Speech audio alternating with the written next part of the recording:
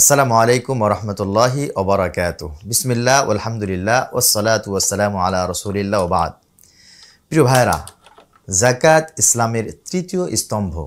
যাকাত ছাড়া ইসলামকে কল্পনাই করা যায় না। আল্লাহ পাক রব্বুল আলামিন অতীতে যত ঈমানদারদের উপরে গজব নাজিল করেছেন তার ভিতরে অন্যতম একটি কারণ ছিল যাকাত। আহসিন কামা আহসানাল্লাহু ইলাইক ওয়ালা তাবগিল ফাসাদা ফিল আরদ।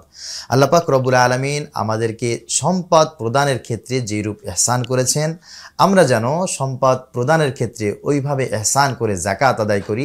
আল্লাহ পাক রব্বুল আলামিন এটা মুসলিম উম্মার উপর কামনা করেন।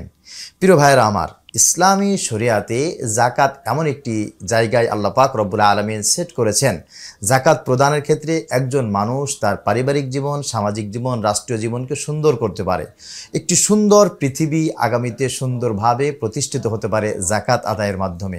আসুন আমরা যাকাত প্রদান করে পৃথিবীকে সুন্দর করতে এগিয়ে যাই। আসসালামু আলাইকুম ওয়া রাহমাতুল্লাহি ওয়া বারাকাতুহু।